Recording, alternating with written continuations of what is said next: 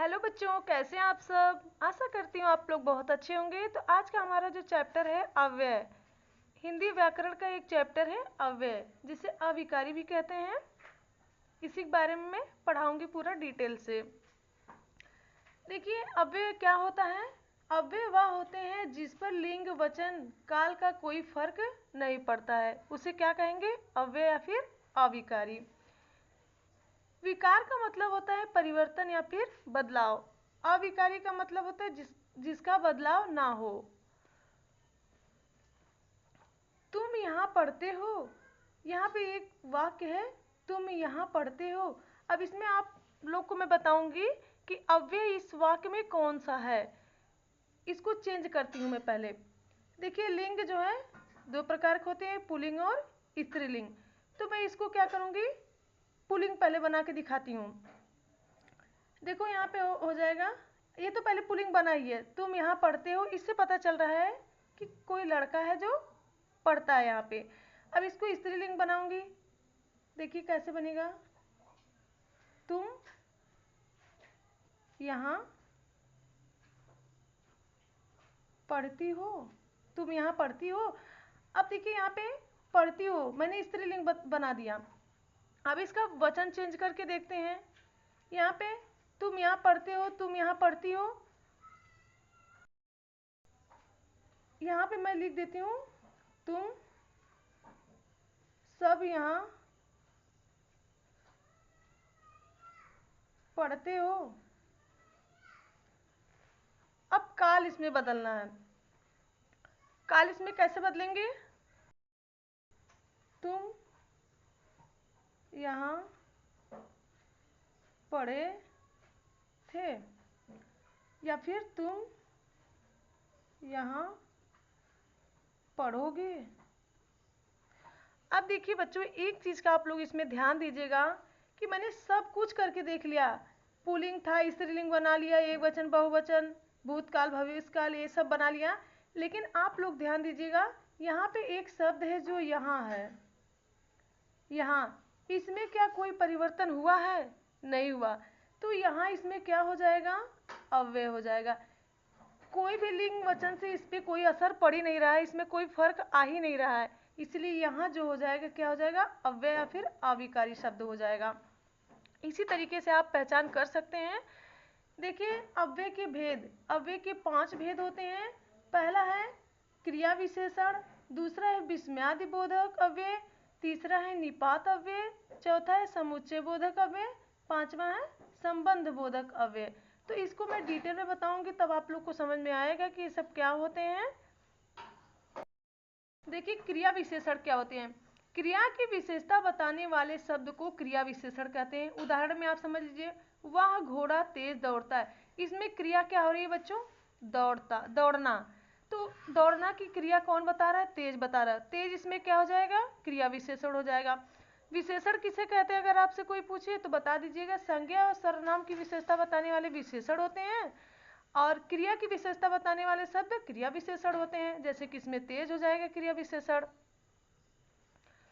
अब देखिए, क्रिया विशेषण के भी कितने भेद होते हैं, 4 होते हैं। कालवाचक, स्थानवाचक, परिमाणवाचक, रीतिवाचक। देखिए, कालवाचक क्या बताता है, समय बताता है। स्थानवाचक क्या बताता है, जगह बताता है। परिमाणवाचक माप तौल, रीतिवाचक प्रकार और ढंग बताता है। कालवाचक का देखिए क्या हो जाएगा, उदाहरण, मैं अभी आई। इसमें अभी किसका बोध करा रही है, समय का।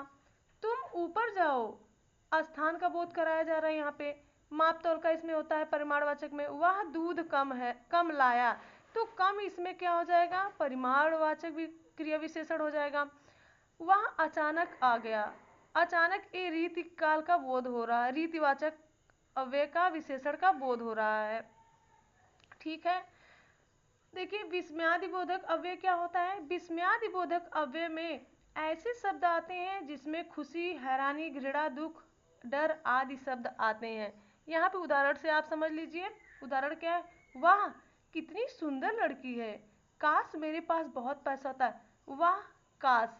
ये सब क्या है, विस्मयादि बोधक अव्यय के शब्द हैं।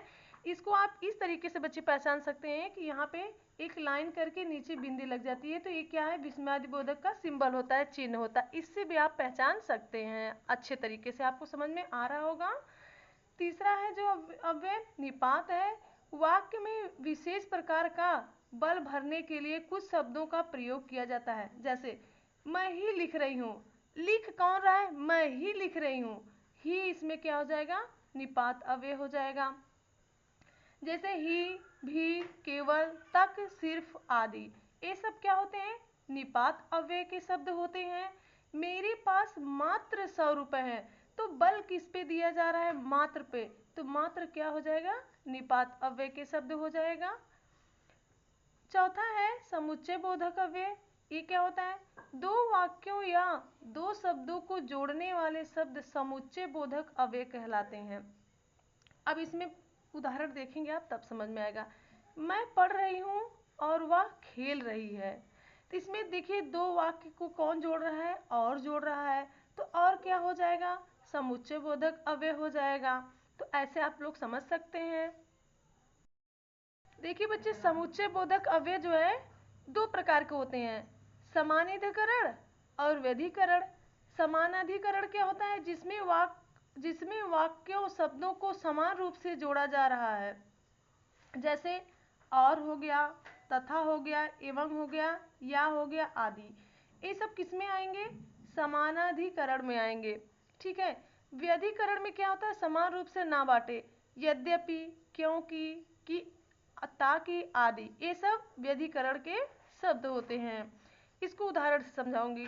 रोहन और सोहन नहा रहे हैं, ये इसमें क्या हो जाएगा, समानाधिकरण समुच्चय बोधक हो जाएगा। क्यों, क्योंकि इसमें रोहन और सोहन के बारे में को आधा आधा बांट के बता रहा है, इसमें वाक्य और शब्दों को समान रूप से जोड़ा जा रहा है, मतलब कि सही सही बताया जा रहा है, बराबर बराबर में।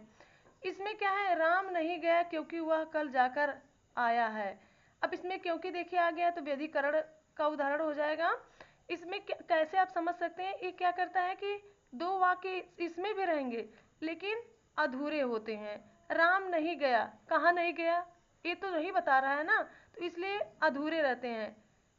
राम नहीं गया क्योंकि वह कल जाकर आया है, तो राम नहीं गया यहाँ पे अधूरा वाक्य है। तो व्यधिकरण का उदाहरण ऐसे ही आप पहचान सकते हैं, जिसमें अधूरा हो। एक वाक्य इसमें अधूरा होता है, लेकिन समानाधिकरण में वाक्य पूरे पूरे होते हैं, आधा आधा बटे होते हैं, समान रूप से जुड़े होते हैं। पांचवा है संबंध बोधक अव्यय। ये क्या होता है, किसे कहते हैं इसे, जिस शब्द से संज्ञा या सर्वनाम का संबंध वाक्य के दूसरे शब्दों के साथ प्रकट होता है, उसे संबंध बोधक अव्यय कहते हैं।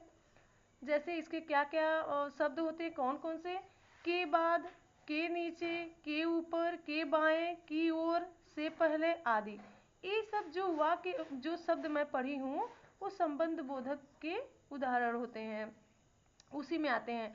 उदाहरण इसका क्या है, जंगल के पीछे नदी बहती है, के पीछे, तो जंगल नदी के बीच में जोड़ रहा है ना, संबंध बता रहा है ना, तो ये क्या हो जाएगा, के पीछे, इसमें संबंध बोधक अव्यय हो जाएगा। यहाँ उत्तर की ओर तालाब है, की ओर, उत्तर तालाब के बीच में की ओर आ गया, तो यही दोनों के संबंध को जोड़ रहा है, तो इसमें क्या हो जाएगा, संबंध बोधक की ओर हो जाएगा। आई होप कि वीडियो आप लोग को बहुत अच्छी लगी होगी, मैं पूरा समझाने की कोशिश की हूँ। आप लोग को जो चीज़ नहीं समझ में आई होगी आप कमेंट बॉक्स में बताइएगा, मैं दोबारा समझाने की कोशिश करूँगी। और जो मेरी नेक्स्ट वीडियो होगी उसमें मैं इसी टॉपिक से रिलेटेड ऑब्जेक्टिव क्वेश्चन लेके आऊँगी। Thank you.